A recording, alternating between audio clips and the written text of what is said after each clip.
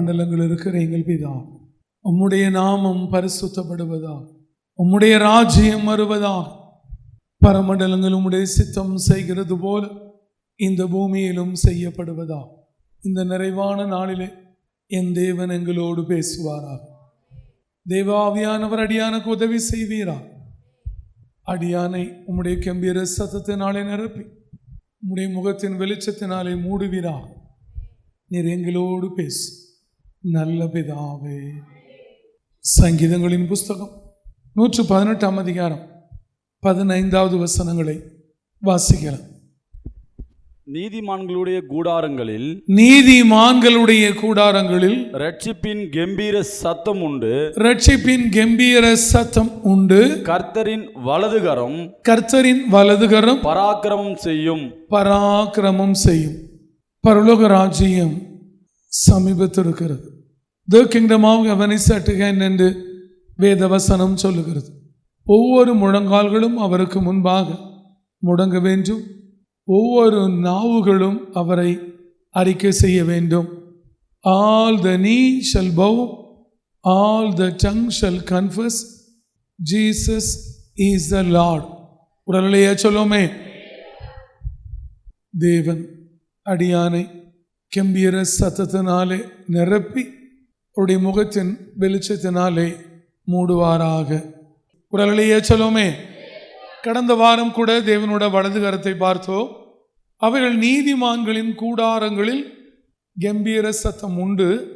கர்த்தரின் வலதுகரம் பராக்கிரமம் செய்யும். அப்போ அவருடைய வலதுகரம் எப்படிப்பட்டது என்று பார்த்தோம். அவருடைய வலதுகரம் எப்படிப்பட்டது? வலதுகரம் உயர்ந்திருக்கிறது என்று தேவன் சொன்னார். அவருடைய வலதுகரம் நீதி நிறைந்தது என்று தேவன் சொன்னார். அவருடைய வலதுகரம் நம்மை தாங்குகிறது என்று தேவன் சொன்னார். அவருடைய வலதுகரம் சகாயம் பண்ணும் என்று தேவன் சொன்னார். அவருடைய வலதுகரம் நம்ம மேல் எரிச்சலாக இருக்கிறவர்களை லட்சையடைய செய்கிறது என்று தேவன் சொன்னார். அவருடைய வலதுகரம் நம்மோடு வழக்காடுகிறவர்களை ஒன்றுமில்லாமல் செய்கிறது என்று சொன்னார். அவருடைய வலதுகரம் போராடினவர்களை தேடியும் காணாதிருப்பாய் என்று சொன்னார்.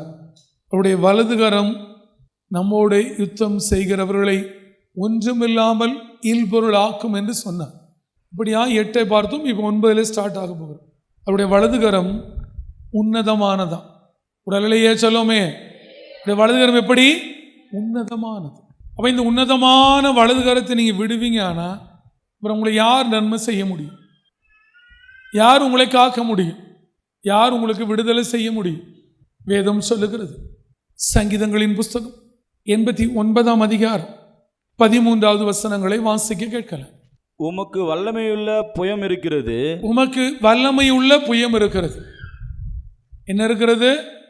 தாவீது என்ன சொல்றாரு? ஆண்டவரே, உமக்கு வல்லமையுள்ள புயம் இருக்கு. உம்முடைய புயம் இருக்கு, அது பெரிய வல்லமை உள்ளது. வல்லமை உள்ள புயம் இருக்கிறது. உம்முடைய கரம் பராக்கிரமம் உள்ளது. உம்முடைய வலதுகரம் உன்னதமானது. அல்லேலூயா. யாரையும் அழிக்க, யாரையும் ஜெயிக்க, யாரையும் காப்பாற்ற, யாரையும் தாங்க, யாரையும் சுமக்க, யாரையும் ஆசீர்வதிக்க என் ஆண்டவரிடத்திலே வல்லமை உள்ள புயம் இருக்கிறது. அல்லேலூயா. வல்லமை உள்ள புயம் இருக்கிறது. உம்முடைய கரம் பராக்கிரமம் உள்ளது. உம்முடைய வலதுகரம் உன்னதமானது. வலதுகரம் எப்படிப்பட்டது? உன்னதமானது. இன்னைக்கு சபையை இடிக்கிறார்கள், சபையை அழிக்கிறார்கள், சபையை எரிக்கிறார்கள். என் ஜனமே, தேவன் சொல்லுகிறார், ஏய், கல்லினால் கட்டப்பட்ட சபையை மாத்திரம் அவர்கள் எரிக்கவில்லை. கல்லினால் கட்டப்பட்ட சபையை மாத்திரம் அவர்கள் இடிக்கவில்லை. கல்லினால் கட்டப்பட்ட சபையை மாத்திரம் தீங்கு செய்யவில்லை. சரீரமாகிய சபைக்கும் அவர்கள் தீங்கு செய்கிறார்கள். சரீரமாகிய சபையும் இன்றைக்கு எரிக்கப்படுகிறது. சரீரமாகிய சபையும் இன்றைக்கு இடிக்கப்படுகிறது. சரீரமாகிய சபை இன்றைக்கு தேவனை தேடி பரிசுத்தமாய் வாழ முடியாமல் சரீரமாகிய சபையையும் கல்லினால கட்டப்பட்ட சபையும் இடிக்கிறார்கள். இந்த 2 சபையும் காக்கப்பட வேண்டுமானால் இந்த வலதுகரத்தை நீ கூப்பிடு என்று சொல்லுகிறார். அல்லேலூயா. வெறும் கல்லினால் கட்டப்பட்டது எரிக்கவில்லை, கட்டப்பட்ட சபையும் எரித்தார்கள். அந்த சரீரம் தேவனோட சபை. ஏன் இத்தனை வருடங்களுக்கு இன்றைக்கு தேவன் இந்த பலிபீடத்திலே அதற்கு வழக்காட நியாயம் செய்ய இன்றைக்கு தேவன் விரும்புகிறார். அன்னைக்கு ஒரிசாவிலே ஊழியம் செய்த பொழுது ஒரு குடும்பத்தை வைத்து 5 பேர் புருஷன் மனைவி பிள்ளைகளோடு ஜீப்போடு பெட்ரோல் ஊற்றி கொளுத்தி எரித்தார்கள். அதற்கு நியாயம் செய்ய ஆரம்பிக்கிறார். அப்படி இந்த பூமியிலே இந்த தேசத்திலே என் ஜனமே என் குடிகளே தேவனுக்கென்று வாழ நினைத்து வாழ்ந்த இந்த பூமியில் இருக்கிற என் சகோதரர்களாகிய அப்போஸ்தலர்களிலிருந்து அதற்கு முன்பும் இருந்து எந்தெந்த தேவனோட தாசர்களை எரித்தார்களோ, எந்தெந்த தேவனோட ஊழியர்களை எரித்தார்களோ, எந்தெந்த தேவனோட தீர்க்கதரிசி எரித்தார்களோ, எந்தெந்த நாளில் எருசலேம் தேவாலயத்தை இடித்தார்களோ, சரீரம் என்கிற ஆலயத்தை இடித்தார்களோ, சரீரம் என்கிற சபை இடித்தார்களோ, கல்லினால் கட்டப்பட்ட சபை இடித்தார்களோ, கல்லினால் கட்டப்பட்ட ஆலயத்தை இடித்தார்களோ, ஜனங்களை எரித்தார்களோ, அவர்களுக்கு நியாயம் செய்யதான் இந்த வலதுகரத்தின் வாக்குத்தத்தத்தை தேவன் கொடுத்திருக்கிறார். அல்லேலூயா. என் ஜனமே என் பூமியின் குடிகளே, இது சாதாரணமானது அல்ல. மறுபடியும் ஒரு விசை உங்கள் ஊழியக்காரனை தாவீதாய் நின்று தேவனிடத்திலே விண்ணப்பம் வைக்க சொல்லுகிறார். இதற்கு முன்பு ஊழியக்காரனுக்கு தேவன் இதை அநேக வருடங்களுக்கு முன்பு வாக்குத்தத்தமாய் கொடுத்தார். அந்த வாக்குத்தத்தத்தை இன்றைக்கு சுதந்தரிக்கும்படியும் அந்த வாக்குத்தத்தத்தை கொண்டு தேவன் நியாயம் செய்யும்படியும் இந்த நாளை அவர் முன்குறித்திருக்கிறார். அதற்கு இயேசுவானவரே பிரதான சாட்சி. ஹல்லேலூயா. அந்த சங்கீதங்களை வாசிச்சோமே, இந்த வசனங்களை வாசிக்கலாம். உமது பரிசுத்த ஸ்தலத்தை அக்கினிக்கு இரையாக்கி உமது நாமத்தின் வாசஸ்தலத்தை தரமட்டும் இடித்து அசுத்தப்படுத்தினார்கள். அவர்களை ஏகமாய்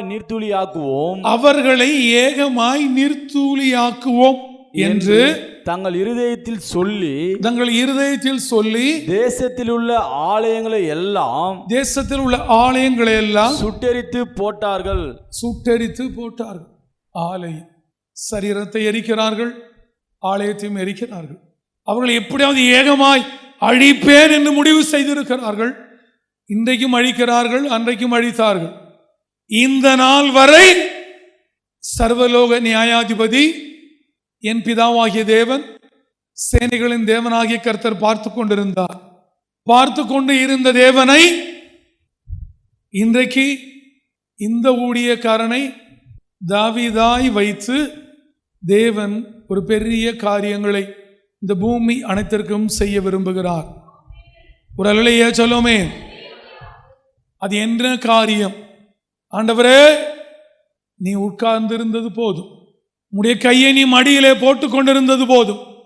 அந்த கையை மடியிலே இருந்து எடுத்து உன்னுடைய வலது கரத்தை ஓங்கும் என்று கூப்பிட சொல்லுகிறார். ஒரு அல்லேலூயா சொல்லுமே. இதற்கு முன்பாய் வாக்காய் தத்தமாய் கொடுத்தார், கூப்பிட்டு இருக்கிறேன். ஆனால் இன்றைக்கு இது ஊழியக்காரனுக்கு சுதந்திரமாய் நிறைவேற போகிறது. 74:11 வாசிக்கலாம். உமது வலது கரத்தை தாவீது ஆண்டவரை பார்த்து கேட்கிறார். நீ அவரை பார்த்து இப்ப நானும் கேட்க போகிறேன். உமது வலது கரத்தை ஏன் முடக்கி கொள்ளுகிறீர்? தாவீது கேட்கிறார் ஆண்டவரை பார்த்து. ஆலயங்கள் அழிகிறது, ஆலயங்கள் எரிகிறது, ஜனங்கள் நிர்த்துளியாக்குகிறார்கள், சத்துருக்கள் ஏகமாய் ஒரே இருதயத்தோடு இருக்கிறார்கள், அழிக்க வேண்டும் என்று நினைக்கிறார்கள். சரீரமாகிய சபையை அழிக்கிறார்கள், எரிக்கிறார்கள், இடிக்கிறார்கள். உம்முடைய வலது கரத்தை ஏன் முடக்கி கொள்ளுகிறீர்? சேனைகளின் தேவனாகிய கர்த்தாவே, தாவீதாய் நின்று இந்த பலிபீடத்திலே ஜலத்தின் மேல் அசைவாடுகிற ஒத்தாசையோடு உதவியோடு மனுஷகுமாரன் அமர்ந்திருக்க என் ஆண்டவர் என்னுடைய ராஜாவை பார்த்து கேட்கிறேன், உமது வலது கரத்தை ஏன் முடக்கி கொள்ளுகிறீர்? அதை உமது மடியிலிருந்து இப்பொழுதே எடுத்து ஓங்கி சத்துருக்களை நிர்மூலமாக்குவீராக. தாவீதாய் நின்று கூப்பிடுகிறேன், பால் ஜோசப்பாய் நின்று கூப்பிடுகிறேன், இப்பொழுதே உமது மடியிலிருந்து எடுத்து ஓங்கி நிர்மூலமாக்கும். இந்த ஒரு வசனம் இந்த பூமியில் உள்ள எல்லா தேவனோட சபையும் ஜனங்களையும் காத்துவிடும். ஹல்லேலூயா. இந்த வசனத்தை இல்லாமல் வேறொரு வசனத்தை கொண்டு இந்த பூமியில் இருக்கிற ஜனங்களையும் சபையும் காப்பாற்ற முடியாது. அதை காப்பாற்றணும்னா யார் வரணும்? சேனைகளின் கர்த்தர். அவர் மாத்திரம் இல்ல, அவரோட வலதுகரம். அவரை முடக்கி கொள்ளக்கூடாதுன்னு சொல்லி மடியிலிருந்து எடுக்க சொல்லி ஓங்க சொல்லி நிர்மூலமாக்க சொல்லணும். ஒரு அல்லையே சொல்லுவோமே. இது தாவீதை தவிர யாருமே கேட்க முடியாது. ஏன் ஒரு கையை முடக்கி கேட்க முடியுமா? இப்போ நீங்கள் ஊழியக்காரனை கேட்க முடியுமா? இப்போ யாராவது ஒரு ஆள் நான் உட்காந்துருக்கிறப்ப ஏன் என் கையை மடியில் வச்சுட்ருக்க கேட்க முடியுமா? முடியுமா? அதுக்கே ஒரு திராணி வேணும். ஊழியக்காரன் பாக்கெட்டில் கையை விட்டு பேசுனா ஏன் பாக்கெட்டில் கை விட்டு பேசுன்னு கேட்க முடியுமா? கேட்கணும் என்ன வேணும்? ஒரு திராணியும் தேவனோட தயவும் வேணும். ஆண்டவரை பார்த்து உடைய வலது கரத்தை ஏன் முடக்கிட்டு இருக்கீங்க அப்படி கேட்க முடியுமா? தேவனோட தயவு. ஒரு அல்லையா சொல்லுவோமே. இந்த வசனத்தை உரிமையாக்கும்படி தேவன் இந்த அடியானுக்கு பாவி கொடுத்த திராணி. ஒரு அல்லையா சொல்லுவோமே. எல்லாரும் சொல்லிட முடியாது. மடியிலிருந்து எடுத்து ஓங்கி நிர்மூலமாக்கும் என்று. ஏன் அவரோட வலது கரத்தை நாம் மடியிலிருந்து எடுக்க சொன்னோம்? ஏன் அந்த வலது கரத்தை நாம் ஓங்க சொன்னோம்? ஏன் அந்த வலது கரத்தினாலே யாரை நிர்மூலமாக்க சொன்னோம் என்று பார்க்க போகிறோம். ஒரு அல்லையா சொல்லுவோமே.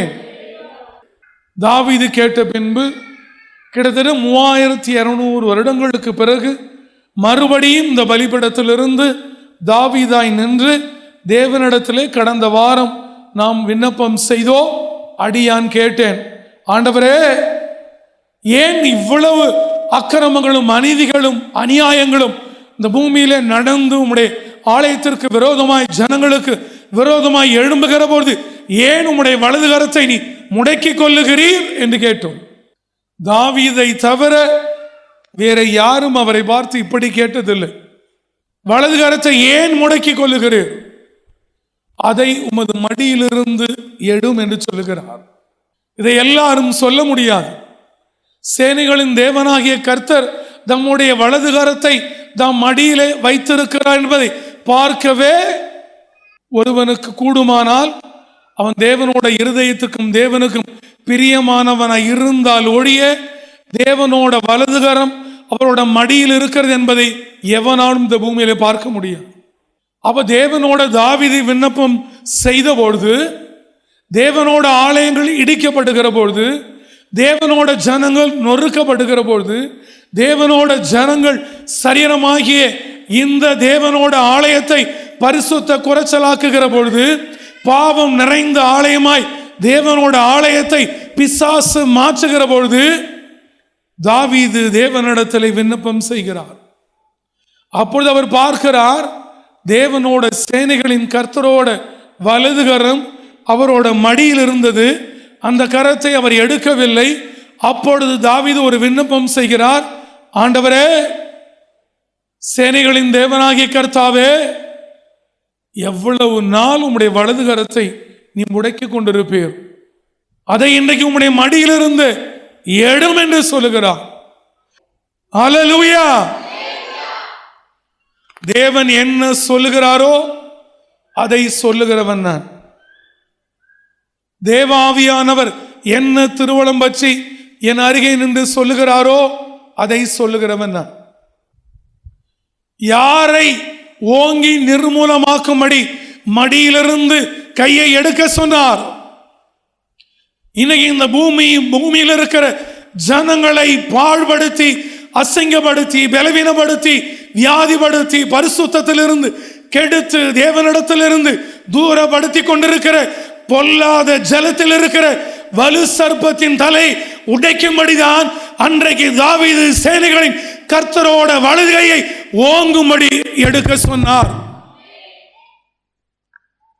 இன்னைக்கு பொல்லாத வலு சர்ப்பம் ஜலத்தில் இருந்து கொண்டு, சமுத்திரத்தில் இருந்து கொண்டு, அநேகரை காயப்படுத்தி, அநேகரை அசுத்தப்படுத்தி, அநேகரை பலவீனப்படுத்தி, அநேகரை பாடுபடுத்தி, அநேகரை தேவ நாமத்தை தூஷிக்கும்படி ஈனமான வாழ்க்கை வாட செய்து, அநேக தேவனோட ஊழியக்காரர்கள் தேவனுக்கு வாழாமல் அழிந்து போகிற பணம், பொருள், இச்சை, உலகம், மனைவி, குடும்பம் என்று வாழுகிற இந்த சந்தையின் மத்தியிலே ஜனங்களை கெடுக்கிற, அழிக்கிற பொல்லாத வலு சர்ப்பத்தின் உச்சந்தலை அன்றைக்கு உடைக்கும்படிதான் தேவனிடத்திலே தேவனுடைய மனுஷனாகிய தாவீது மடியிலிருந்து உடைய வலதுகரத்தை எடும் என்று சொல்லி நிர்மூலமாக்க சொன்னார். மறுபடியும் இன்றைக்கு சொல்லுகிறேன், தேவனே, ஜலத்தில் இருக்கிற வலு சர்ப்பத்தின் உச்சந்தலை உடைப்பீராக. வலு சர்ப்பத்தின் உச்சந்தலை உடைக்கப்படுவதாக. சமுத்திரத்தின் ஆளுகை அவனை விட்டு பிடுங்கப்படுவதாக. இன்னைக்கு தேவனுக்கு என்று வாழுகிறவர்கள் இல்லை. சர்ப்பத்தை கொல்ல வேண்டும் என்கிற எண்ணம் இல்லை. தேவனோட ஆலயங்கள் கெடுக்கப்படுகிறது, எரிக்கப்படுகிறது, பாவப்படுகிறது, நிந்திக்கப்படுகிறது, உபத்திரவப்படுகிறது என்கிற எண்ணம் இல்லை. அழிந்து போகிற பணம், அழிந்து போகிற உலகம், அழிந்து போகிற உறவுகள், அழிந்து போகிற இச்சை ஓடுகிறார்கள். ஊழியக்காரன் ஓடுகிறார், போதகன் ஓடுகிறார், சுவிசேஷகன் ஓடுகிறார், மேய்ப்பன் என்று சொல்லுகிறவன் ஓடுகிறான், தீர்க்க தரிசன வரம் பெற்றவன் என்று சொல்லுகிறவன் ஓடுகிறான், அப்போஸ்தலன் என்று சொல்லிக் கொள்ளுகிறவன் ஓடுகிறான். எவனுக்கும் உணர்வில்லை, எவனுக்கும் வைராக்கியம் இல்லை. இன்றைக்கு தேவன் இந்த உஷ்ண வேளையிலே ஜலத்தில் உள்ள வலு சர்ப்பத்தின் தலை உடைக்கிறார். அந்த வலு சர்ப்பத்தின் தலை உடைகிறது. இந்த பூமியிலே கோடான கோடி சபைகள் தேவனாலே காக்கப்பட போகிறது. அதை உமது மடியிலிருந்து எடுத்து ஓங்கி நிர்மூலமாக்கும். பூமியின் நடுவில் ரட்சிப்புகளை செய்து வருகிற தேவன் பூர்வ காலம் முதல் என்னுடைய ராஜா. ஒரு அலையா சொல்லுமே, யாரோட ராஜா? என்னுடைய ராஜா. அன்றைக்கு இதை சொல்வதற்கு தாவீதுக்கு மாத்திரம்தான் தகுதி. இன்றைக்கு சொல்வதற்கு இந்த தாவீதுக்கு மாத்திரம்தான் தகுதி. என்னுடைய ராஜா, உம்முடைய வலதுகரம் எப்பொழுதும் இந்த பலிபீடத்திலே ஓங்கியே இருப்பதாக. வேதம் இன்னொரு இடத்துல வசனம் சொல்லுகிறது, அவருடைய கை ஓங்கி இருக்கிறது, அதை அநேகர் அறியாது இருக்கிறார்கள். நீ ஒரு கை ஓங்கி இருக்கிறது உங்களுக்கு தெரியுதா? தேவன் ஏசாயாவில் ரொம்ப நாட்களுக்கு முன்பு வாக்குத்தத்தமாய் கொடுத்தார். அவருடைய கை ஓங்கி இருக்கிறது, அதை ஜனங்கள் அறியாது இருக்கிறார்கள். உடனே சொல்லுவோமே, அன்னைக்கு தேவன் ஓங்கி இருக்கிறதுன்னு சொன்னார், அதை இன்னைக்கு தேவன் அதை நிரூபிக்கிறார். உடனே சொல்லுவோமே, கர்த்தாவே, உமது கை ஓங்கி இருக்கிறது, அவர்கள் அதை காணாதிருக்கிறார்கள். ஆனாலும் உமது ஜனத்துக்காக நீர் கொண்ட வைராக்கியத்தை கண்டு வெட்கப்படுவார்கள். அக்கினி உம்முடைய சத்துருக்களை பட்சிக்கும். ஒரு அலையா சொல்லுவோமே, அன்னைக்கு கை ஓங்கி இருந்தது, இன்னைக்கு அவரோட கரம் ஓங்கி இருக்கிறது. அல்லேலூயா. கையின் மகிமைகள் வேறு, கரத்தின் மகிமைகள் வேறு, புயத்தின் மகிமைகள் வேறு. ஒரு அலையா சொல்லுவோமே, அன்னைக்கு கையை ஓங்க வச்சார், ஆனா இன்னைக்கு வலது கரத்தை ஓங்கும்படி வச்சிருக்கிறார். ஒரு அலையா சொல்லுவோமே, அவர் கை ஓங்கி இருக்கிறதும் இந்த கூடாரத்துல தான், அவருடைய கரம் ஓங்கி இருக்கிறதும் இந்த கூடாரத்துல தான். அல்லேலூயா. கையின் சுபாவங்களும் கையின் காரியங்களும் வேறு விதமான, கரத்தின் காரியங்களும் கரத்தின் சுபாவங்களும் வேறு விதமானது. புயத்தின் சுபாவங்களும் புயத்தின் கிரியைகளும் வேறு விதமாக இருக்கிறது. உடலையா சொல்லுமே, ஒரே சந்தோஷம், கையும் ஓங்கியிருக்கு, கரமும் ஓங்கியிருக்கு. அல்லேலூயா. கர்த்தாவே உமது கை ஓங்கி இருக்கிறது, அவர்கள் அதை காணாதிருக்கிறார்கள். ஆனாலும் நீங்க பார்க்கல, ஆனாலும் உமது ஜனத்துக்காக நீர் கொண்ட வைராக்கியத்தை கண்டு, இந்த ஜனத்திற்காக, இந்த ஊழியக்காரனுக்காக தேவன் கொண்ட வைராக்கியத்தை கண்டு வெட்கப்படுவார்கள். சாத்தானும் அவன் சேனைகளும் வெட்கப்படுவார்கள். அக்கினி உம்முடைய சத்துருக்களை பட்சிக்கும். அக்கினி தேவனோட சத்துருக்களையும் இந்த ஊழியத்தின் சத்துருக்களையும் மறுபடியும் பட்சிக்க போகிறது. ஹல்லேலூயா. வாசிக்கலாம் சங்கீதம். என்னுடைய ராஜா தேவரீர் உமது வல்லமையினால், உம்முடைய வல்லமையினால் சமுத்திரத்தை இரண்டாக பிளந்து, இவரோட வலதுகரம் என்ன செய்கிறது? எடுக்க சொன்னதே சமுத்திரத்தை இரண்டாய் பிளக்கும்படி, இரண்டாக பிளந்து ஜலத்தில் உள்ள வலு சர்ப்பங்களின், ஜலத்தில் உள்ள வலு சர்ப்பங்களின், சர்ப்பம் அல்ல சர்ப்பங்கள், ஹல்லேலூயா, சர்ப்பங்களின் தலைகளை உடைத்தீர். தாவீது மடியிலிருந்து எது கையெடுக்க சொன்னாரு? வலு சர்ப்பங்களின் தலைகளை உடைக்கும்படி. அடுத்து அவரோட வலதுகரம் என்ன செய்தது? வாசிக்கலாம். தேவரீர் முதலைகளின் தலைகளை நறுக்கி போட்டு, ஆங்கில வேதம் என்ன சொல்லுகிறது? லிவியாதான் என்று சொல்லுகிறது. லிவியாதானின் தலையை அவர் நறுக்கினார். உடலையா சொல்லுவோமே. கை ஓங்கின உடனே ஒரு முதல்ல செஞ்ச வேலை உடைக்கிற வேலை, அடுத்து செஞ்ச வேலை நறுக்கின வேலை. உடலையா சொல்லுவோமே. என்ன பண்றாரு? உடைக்கிறார், நறுக்கிறார். லிவியாதான். ஏசாயாவில் 27ஆம் அதிகாரம் முதல் வசனங்களை வாசிக்கலாம். அக்காலத்திலே கர்த்தர் லிவியாதான் என்னும் நீண்ட பாம்பை லிவியாதான் என்னும் கோணலான சர்ப்பத்தையே கடிதும் பெரிதும் பலத்ததுமான தமது பட்டயத்தால் தண்டிப்பார். சமுத்திரத்தில் இருக்கிற வலு சர்ப்பத்தை கொன்று போடுவார். அப்ப தலையை உடைக்கிறப்ப இதை நறுக்கிறாரு, இதை நறுக்கிறப்ப அதை கொள்றாரு. அப்ப ரெண்டு என்னது? ஒன்றோடு ஒன்று இணைந்திருக்கிறது. இதை தண்டிக்கிறாரு, வலு சர்ப்பத்தை கொள்றாரு. ஆனா அங்க உடைக்கிறாரு, லிவியாதான நறுக்கிறார்.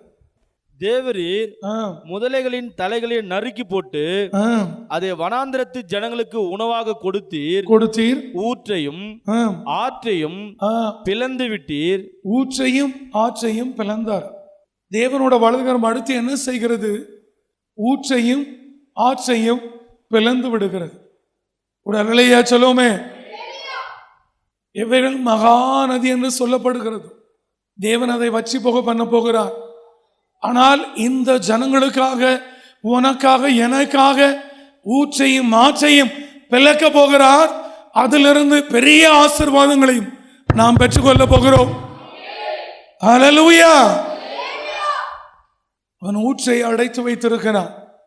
ஒரு நாள் இந்த ஊற்றிலிருந்து தண்ணீர் வந்ததனாலதான் சிம்சோன் தாகம் தீர்ந்து அவனுக்கு திரும்ப உயிர் வந்தது. இந்த ஊற்றை பிளப்பாரே ஆனால் அநேகர் இந்த பூமியிலே உயிர் பெறுவார்கள். ஹல்லேலூயா. ஒருவேளை தேவன் இந்த ஆற்றை பிளப்பாரே ஆனால் அன்னைக்கொடான கோடி பேர்கள் யோர்தானை போல ஞானஸ்நானம் எடுப்பார்கள். ஹல்லேலூயா. அவருடைய வலதுகரம் ஊற்றையும் ஆற்றையும் பிளந்து விடுகிறது. மகா நதிகளை வற்றி போக பண்ணினார். அவரை நம்பி வந்திருக்கிற உங்களை இந்த வலதுகரம் இன்றையிலிருந்து சத்துரு தொடாதபடி உங்களை தாங்க போகிறது. ஹல்லேலூயா. எதற்கு தேவன் தாங்குகிறார்? சத்துருவை முறியடிக்கும்படி, சத்துருவை வேறறுக்கும்படி, தேவனுக்கு விரோதமாய் எழும்பி போராடுகிறவர்களை வேறறுக்கும்படி, நிர்மூலமாக்கும்படி, அதுக்கு தான் தேவன் தாங்குகிறார். என்னது? யுத்தம் செய்ய அவர் தாங்குகிறார்.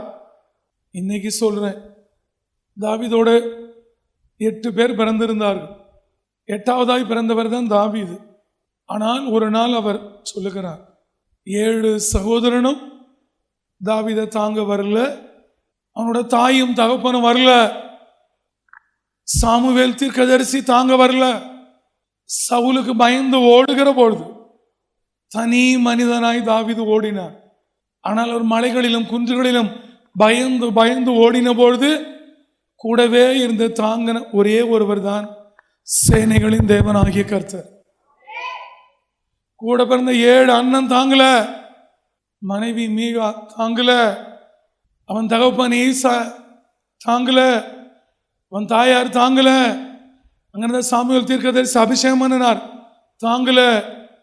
இன்னைக்கு சொல்லுகிறேன், என் ஜனமே, எந்த நிலைகளிலும் உங்களை இந்த பூமியில பத்திரமா தாங்கணும்னா என் தேவனோட வலதுகர மாத்திரம்தான். அல்லேலூயா. இனிமேலும் மனுஷன் தாங்குவா, மனுஷி தாங்குவா, உறவுகள் தாங்கும், புருஷன் தாங்குவா, பிள்ளைகள் தாங்கும், மனைவி தாங்குவா, மாமனார் தாங்குவா, சித்தப்பன் தாங்குவா. விட்டுரு, தாங்க மாட்டாங்க. அப்படி தாங்கினதா சரித்திரம் இல்லை. என் ஜனமே, இன்னைக்கு ஒரு முடிவு செய்து கொள், அவர் தான் நம்ம தாங்கணும். என தாங்க ஒருவரும் இல்லை. ஒரு நாள் தேவனுக்கே ஒரு ஆச்சரியம் வந்துருச்சு. என்ன வந்துருச்சு?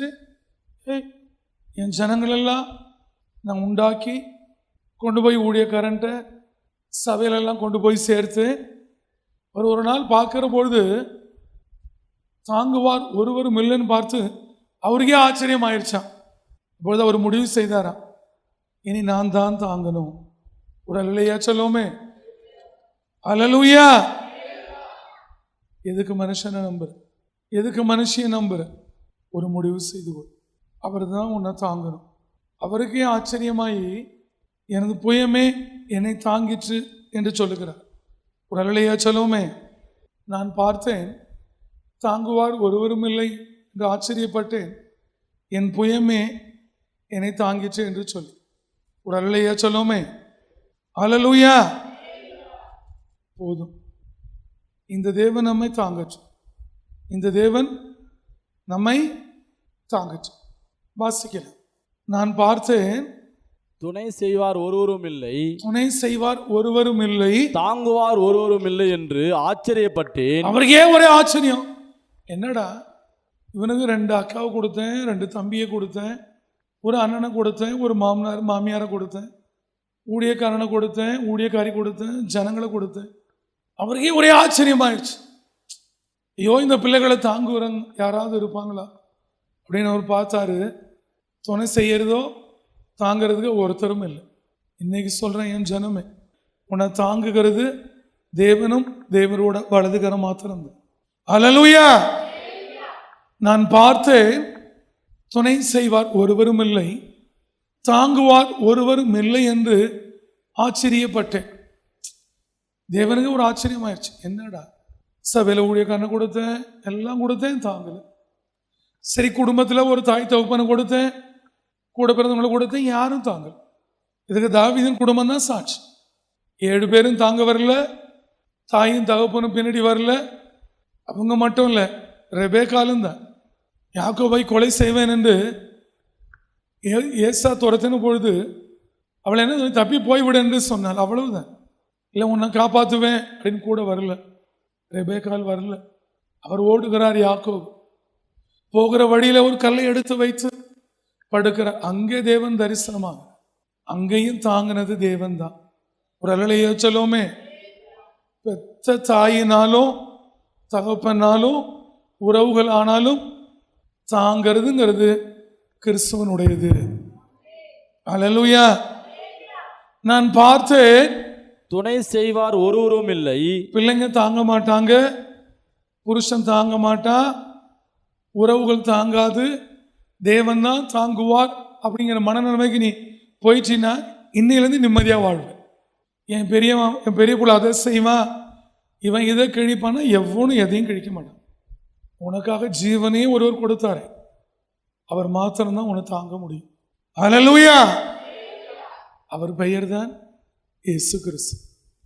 நான் பார்த்தேன், துணை செய்வார் ஒருவரும் இல்லை, தாங்குவார் ஒருவரும் இல்லை என்று ஆச்சரியப்பட்டேன். தேவன் ஆச்சரியப்படுற மாதிரி இந்த பூமியில் நடந்த காரியம் ஒரு சில காரியம்தான். அவருக்கே ஆச்சரியம் வந்துருச்சு. இந்த மனுஷர்களும் இந்த ஊழியர்களும் இந்த குடும்பங்களெல்லாம் பார்த்த பிறகு எல்லாரும் ஆதாயத்துக்கே பழகுகிறார். வேலை நடக்கணும்னா அண்ணன், தம்பி, அக்கா, தங்கச்சி, மாமா ஒருவரும் இல்லை என்று ஆச்சரியப்பட்டேன். அப்பொழுது என் புயமே எனக்கு ரட்சிப்பாகி, என் உக்கிரமே என்னை தாங்கிற்று. அன்னைக்கு அவர் முடிவு செய்தார், இந்த பூமிக்கு போனாலும் என்னை யாரும் தாங்க மாட்டாங்க, நான் தான் என்னை தாங்கணும், என் ஜனங்களை நான் தான் தாங்கணும்னு முடிவு செய்துதான் இயேசு கிறிஸ்து 2000 ஆண்டுகளுக்கு முன்பு இந்த பூமியில் இறங்கி வந்தார். அவரே ஜனங்களை தாங்கினார், அவரும் அவரே தாங்கினார், சிலுவையும் அவரே தாங்கினார். அல்லேலூயா. வேதம் என்ன சொல்லுகிறது? அந்த வசனங்களை வாசிக்கலாம். சங்கீதங்களின் புஸ்தகம் 18ஆம் அதிகாரம் 35 வாசிக்கலாம். உம்முடைய ரட்சிப்பின் கேடகத்தை எனக்கு தந்தீர், உம்முடைய வலது கரம் என்னை தாங்குகிறது. உம்முடைய வலது கரம் என்னை தாங்குகிறது. எதுக்கு வலது கரம் தாங்கணும்? நீ இங்க இருந்து பக்கத்துல போய் கோல் சொல்றதுக்கா? இல்லை இந்த சபையில் என்ன நடக்குது, இந்த ஊழியக்காரன் எப்படி இருக்கான்னு சொல்றதுக்கா? எதுக்காக உன தேவன் தாங்குறது? உங்களை தாங்க வேண்டிய அவசியம் அவருக்கு என்ன இருக்கு? அன்னைக்கு அவர் எதுக்காக தாவீதை தாங்கினாரு? தாங்குனதோட நோக்கம் என்னன்னு பாரு. தேவன் தாங்கணுங்கிறது நியாயம்தான், ஆனால் அவர் விரும்புறது நீ செய்யணும். நாம எதுக்கு தாங்க கூப்பிடுறோம்? பலவீனமாக இருந்தால் தாங்க கூப்பிடுறோம், எழுந்திரிச்சு நடக்க முடியலைன்னா தாங்க கூப்பிடுறோம், உடல்நிலை சரியில்லைன்னா தாங்க கூப்பிடுறோம், பணம் இல்லைன்னா தாங்க கூப்பிடுறோம், ஊழியம் நடத்தணும்னா தாங்குறவங்க வேணும்னு கூப்பிடுறோம். ஆனால் யாராவது சத்துருவோட பிடரிய வெட்டணும், அவனோட சேனையை அழிக்கணும், தேவனுக்கு விரோதமாக இருக்கிற சத்துருக்கள் நிர்மூலமாக்கப்படணும், அதுக்கு கேட்கணும் தேவன் என்ன தாங்கணும்னு சொல்லி. ஆனால் நம்ம எது கேட்கிறோம்? அழிஞ்சு போகிற காரியத்தை. வலதுகரம் என்னை தாங்குகிறது, உம்முடைய காருண்யம் என்னை பெரியவனாக்கும், உம்முடைய காருண்யம் என்னை பெரியவனாக்கும், என் கால்கள் வழுவாதபடிக்கு நான் நடக்கிற வழியை அகலமாக்கினீர். அவர் தாங்கினது எங்கேயாவது கால் வடிவி போய்விடக்கூடாது அப்படின்னு சொல்லி வழியை அகலமாக்கும்படி தாங்கினார். எது தாங்கினாரு? கால் வழுவி விடக்கூடாது, இவன் யுத்தம் செய்ய நினைத்ததை செய்து முடிக்கணும், வழியை அகலமாக்கினீர். என் சத்துருக்களை பின்தொடர்ந்து, அவர் தாங்கிறதே சத்துருக்களை பின்தொடர்ந்து அவர்களை பிடிக்கும்படி. யாரை பிடிக்கும்படி? எங்க போறானோ, அவன் எங்கே இருக்கிறானோ அங்கே அவனை போய் தொடர்ந்து பிடிக்கணுமா. அப்படியே வலதுகரம், அந்த மேல வசந்தோட படிச்சிருவாங்க, வலதுகரம் தாங்கிருச்சு தாங்கிருச்சு தாங்கிருச்சு. எதுக்கு தாங்குச்சு? சத்துருக்களை தொடர்ந்து போய் பின்தொடர்ந்து அவர்களை பிடிக்கணும். என் சத்துருக்களை பின்தொடர்ந்து அவர்களை பிடிப்பேன், அவர்களை நிர்மூலமாக்கும் வரை திரும்ப. இதுக்கு தான் தேவன் உன்னை தாங்கணும், தேவனோட வலதுகரம் தாங்கணும். நீ வீடை கட்டி தோட்டங்களை நாட்டி உன் மனைவி பிள்ளைகளோட சந்தோஷமா இருக்கிறதுக்கு, நீ வேலை வாங்கி குடும்பத்தோட சந்தோஷமா இருக்கிறதுக்கு உன்னை எதுக்கு அவர் தாங்கணும்? உன்னை அவர் தாங்கினா நீ அவருக்கு என்ன செய்ய போற? என்ன செய்வ? இந்த வேதம் என்ன செய்யணும்னு சொல்லு. என் சத்துருக்களை பின்தொடர்ந்து அவர்களை பிடிப்பேன், அவர்களை நிர்மூலமாக்கும் வரைக்கும் திரும்ப. இதுக்கு தான் தேவனோட கரம் உன்னை தாங்கணும். நிர்மூலம் ஆக்காம திரும்பேன். அவர்கள் எழுந்திருக்க மாட்டாதபடிக்கு என் பாதங்களின் கீழ் விழத்தக்கதாக அவர்களை வெட்டினேன். அப்ப தேவனோட வலதுகரம் அடுத்து தாங்கிறது சத்துரு எழுந்திருக்க கூடாது. அவர்கள் எழுந்திருக்க மாட்டாதபடிக்கு என் பாதங்களின் கீழ் விழத்தக்கதாக அவர்களை வெட்டினேன். ஒரு அலையா சொல்லுவோமே. அதுக்கு தான் அவரோட வலதுகரம் தாங்குகிறது. சத்துரு எழுந்திருக்க கூடாது. ஆனால் இன்னைக்கு ஊழியக்காரனை எழுந்திருக்க விடாம பண்றான், ஜனங்களை எழுந்திருக்க விடாம பண்றான், விசுவாசிகளை எழுந்திருக்க விடாம பண்றான். நீ ஜெபத்துல யுத்தம் பண்ண முடியல. நீங்க அநேகர் பிசாசுக்கு செவி கொடுக்கிறார்கள். இன்னைக்கு சொல்றேன், உங்களுக்கு ஒரே ஒரு உண்மையை சொல்லுகிறேன். இந்த வேதத்தின்படி எவன் பிரசங்கிக்கிறானோ, இந்த வேதம் என்ன சொல்லுகிறதோ அதை எவன் சொல்லுகிறானோ அவனே ஊழியக்காரன். அவனால் அழைக்கப்பட்டவர் அல்ல, அவரால் அவனே ஊழியக்காரன். அதில் அழைக்கப்பட்டவர்கள் இருக்கிறார்கள், தெரிந்து கொள்ளப்பட்டவர்கள் இருக்கிறார்கள். அடுத்த வசனம் வாசிக்கலாம். யுத்தத்திற்கு நீர் என்னை பலத்தால் இடைக்கட்டி. அவரோட வலதுகரம் யுத்தத்திற்கு பலத்தால் இடை கட்டுகிறது. ஒரு அலையை சொல்லுவோமே. வலதுகரம் எதற்கு தாங்குகிறது? யுத்தத்திற்கு. நீ யுத்தம் செய்யறதுக்கும் வலதுகரம் தாங்கும். நீ 7 மணி நேரம் தூங்குறதுக்கு அவர் எதுக்கு வலதுகரம் தாங்கும்? யுத்தத்திற்கு நீ என்னை பலத்தால் இடை கட்டி என் மேல் எழும்பினவர்களை என் கீழ் மடங்க பண்ணினீர். ஒரு அலையை சொல்லுவோமே. அப்ப இது என்ன தெரிகிறது என்றால், தாங்குகிற வலதுகரம் கூடவே இருக்கிறது, அவரும் இருக்கிறார். அவர் இருக்கிறதுனால தான் எப்பொழுது தாவீதுக்கு விரோதமாய் அவன் எழும்புகிறானோ அப்பொழுது தேவன் அவனை மடங்கு பண்ணுகிறார். ஒரு அலையா சொல்லுவோமே. என் கீழ் மடங்கு பண்ணினீர். நான் என் பகைஞரை சங்கரிக்கும்படியாக என் சத்துருக்களின் பிடரியை எனக்கு ஒப்பு கொடுத்தீர். அவர் சத்துருவோட பிடரியை ஒப்பு கொடுக்கிறது கர்த்தரின் வலதுகரம். ஒரு அலையா சொல்லுவோமே. யுத்தத்திற்கு பலத்தால் எடை கட்டுகிறது அவருடைய வலதுகரம். சத்துருவை மடங்கடிக்க பண்ணுகிறது அவருடைய வலதுகரம். இதுதான் பராக்கிரமம். நீ சத்துருவை பின்தொடர்ந்து பிடிக்க உதவுகிறது இந்த வலதுகரம். நீ வடிவி போய்விடக் கூடாது என்று வடி அகலமாக்கி பாதங்களை விழாதபடி காத்துக்கொள்கிறது இந்த வலதுகரம். இந்த வலதுகரம் முதலைகளின் தலைகளை நறுக்குகிறது. இந்த வலதுகரம் வலு சர்ப்பங்களின் உச்சந்தலையை உடைக்கிறது. நான் சொல்லிக் கொண்டிருக்கிற பொழுதே தேவன் சொல்லுகிறார், இந்த வலதுகரம் விசாரிக்க போகிறது. ஒரு அலையை சொல்லுமே. ஒரே சந்தோஷமா இருக்கு. ஒரு அலையை சொல்லுமே. யாரை விசாரிக்க போகிறதா? ஒருவேளை நீ செடியா இருந்தா அது உன்னை விசாரிக்குமா?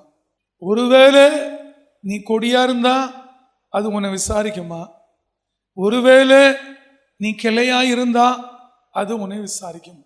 ஒருவேளை நீ கொடி மாதிரி இருந்தாலும், ஒருவேளை செடி மாதிரி இருந்தாலும், ஒருவேளை கிளை மாதிரி இருந்தாலும், இன்றைக்கு உன் இருதயத்தில் எழுதி வைத்துக்கொள், தேவனோட வலதுகரம் விசாரிக்க போகிறது.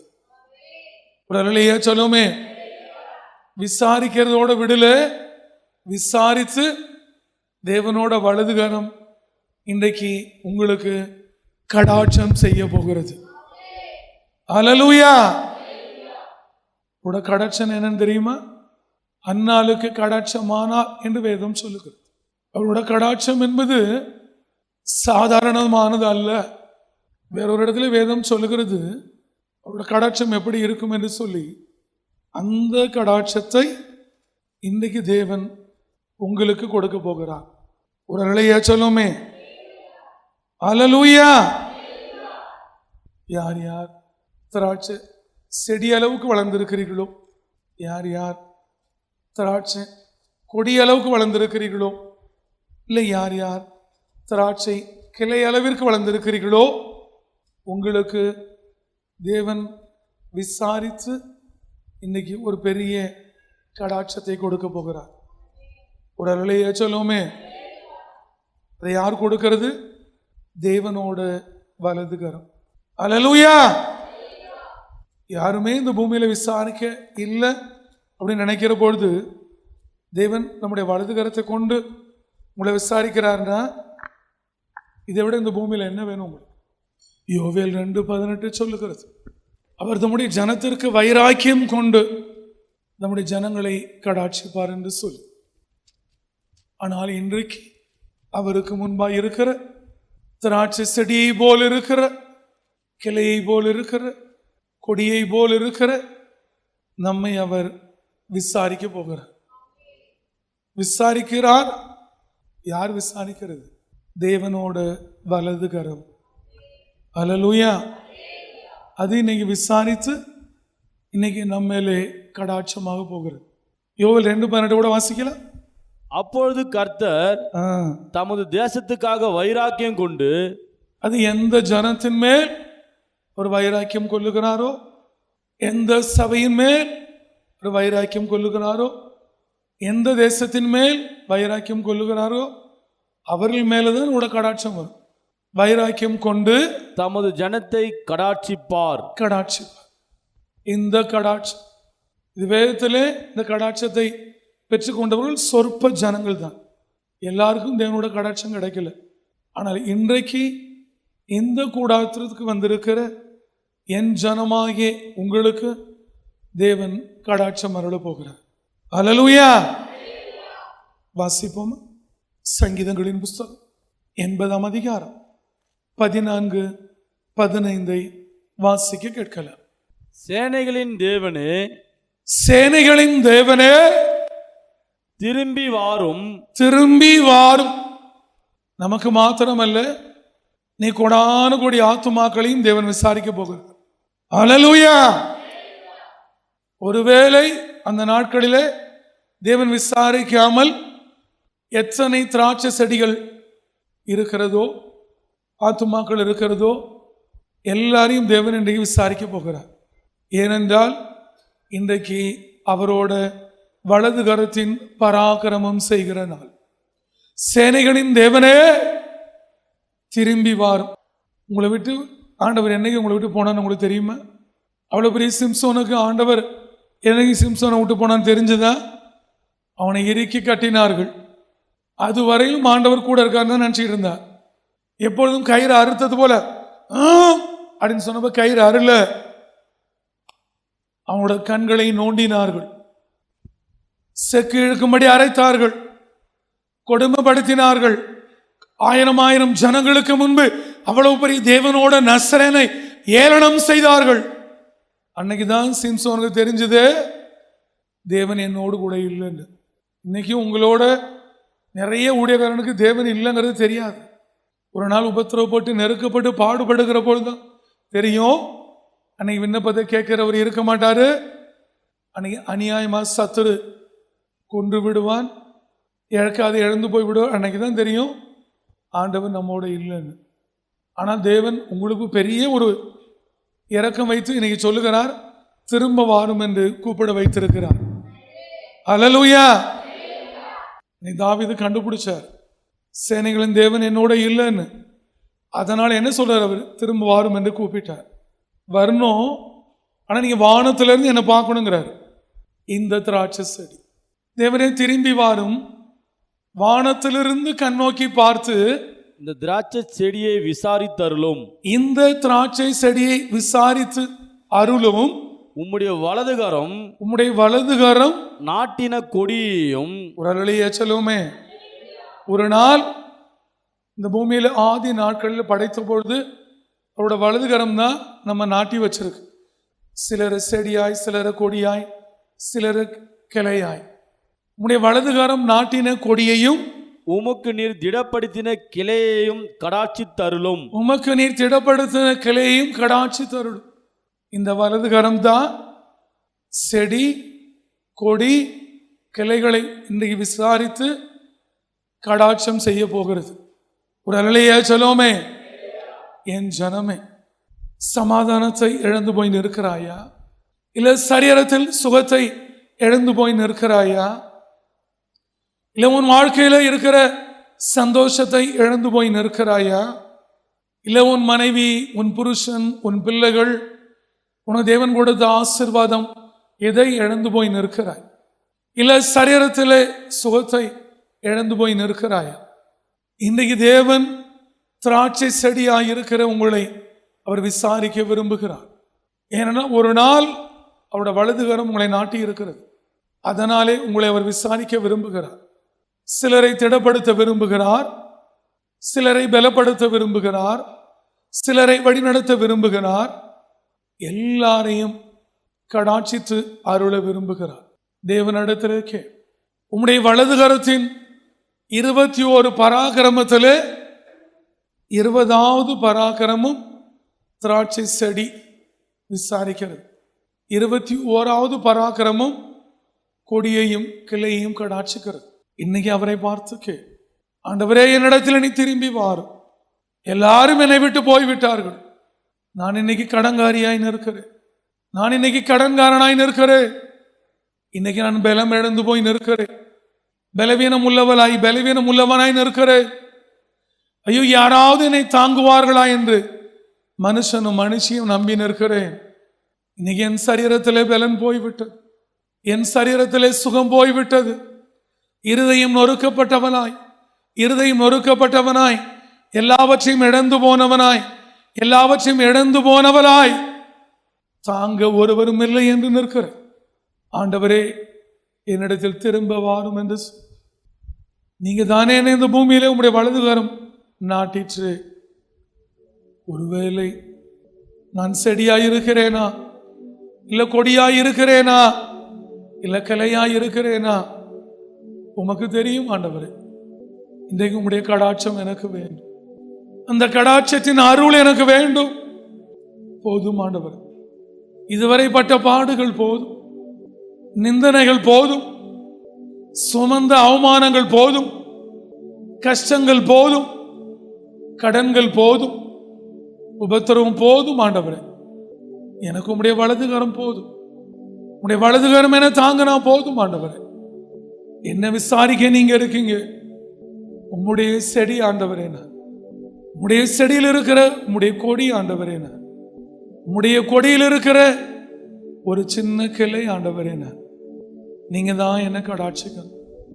என் வாழ்க்கை மாறணும், என் சரீரம் மாறணும், என் ஜீவியம் மாறணும், என் இருதயம் மாறணும், என் நினைவுகள் மாறணும், என் சிந்தைகள் மாறணும். உமக்கு பிரியமா வாழணும் ஆண்டவரே. நான் சத்துருவை ஜெயிக்கணும், சாத்தான ஜெயிக்கணும், வியாதியை ஜெயிக்கணும், மரணத்தை ஜெயிக்கணும், பாவத்தை ஜெயிக்கணும், உலகத்தை ஜெயிக்கணும். ஆண்டவரே, உம்முடைய கரம் என்ன தாங்கச்சு, உம்முடைய வலது கரம் என்ன தாங்கச்சு. திரும்பி வாரும் தேவனை என்று கூப்பிட்டு இருக்கு. இயேசுவை கூப்பிட போகிறேன். வானம் திறக்கப்பட போகிறது. இயேசுவானவர் இறங்கி வருவார், உங்களை விசாரிப்பார், உங்கள் சரீரத்தை தொடுவார். சரீரத்தின் கட்டுகள் அறுக்கப்படும், பலவீனங்கள் மறையும், வியாதிகள் சொஸ்தமடையும், நோய்கள் குணமடையும், பிசாசுகள் அலரும். என் தகப்பனே, வானம் திறக்கப்படுவதா. நானே திராட்சை செடின்னு சொன்னவர். நீங்க நாட்டின கொடி கிளைகள் எல்லாம் இங்க இருக்கிறதா. வானத்திலிருந்து கண்ணோக்கி பார்த்து ஒரு விசை இறங்கி வந்து உம்முடைய வலதுகரம் என் ஜனங்களை தொடச்சும் ஆண்டவர். இயேசுவின் நாமத்தில் இவரோட கட்டுகள் அறுக்கப்படுவதா. ஃபயர் லார்ட், இயேசுவின் நாமத்தில் பலவீனங்கள் மறைவதாக, வியாதிகள் சொஸ்தமடைவதாக ஆண்டவர், நோய்கள் குணமடைவதாக, மந்திர கட்டுகள் அறுக்கப்படச்சும், தந்திர கட்டுகள் அறுக்கப்படச்சும், சூனிய கட்டுகள் அறுக்கப்படச்சும். ஆண்டவரே, இந்த திராட்சை செடிகளை விசாரிப்பீராக. Fire Lord, fire in the name of Jesus, in the name of Jesus. Touch Lord, in the name of Jesus. Heal. பரமண்டலங்கள் இருக்கிற எங்கள் பிதா, உம்முடைய வலதுகரம் நாட்டின திராட்சை செடிகள், கொடிகள், கிளைகள் ஆண்டவரே, நாங்கள் எங்களை விசாரிக்கும்படி இறங்கி வந்தீரே, உமக்கு நன்றி. இந்த திராட்சை செடியின் வேண்டுதல்கள் ஆண்டவரே, கிளைகள் கொடிகளின் வேண்டுதல்கள் விண்ணப்பங்களுக்கு என் தேவன் பதில் அருளுவீராக. உம்முடைய கடாட்சம் இறங்கி வருவதாக. Fire Lord, இயேசுவின் நாமத்தில் வந்த என் ஜனங்கள் தவிப்பும் சஞ்சலமும் நீங்கி சுகமடைந்து சந்தோஷம் சமாதானத்தை பெற்றுக்கொள்வார்களா? இயேசுவின் நாமத்தில் உம்முடைய கடாட்சம் இறங்கி வந்து உம்முடைய வலதுகரம் அடியானையும் என் ஜனங்களையும் ஆசீர்வதிப்பதாக. ஆசீர்வதி. ஜெபம் கேளு நல்ல பிதாவே. ஆமென்.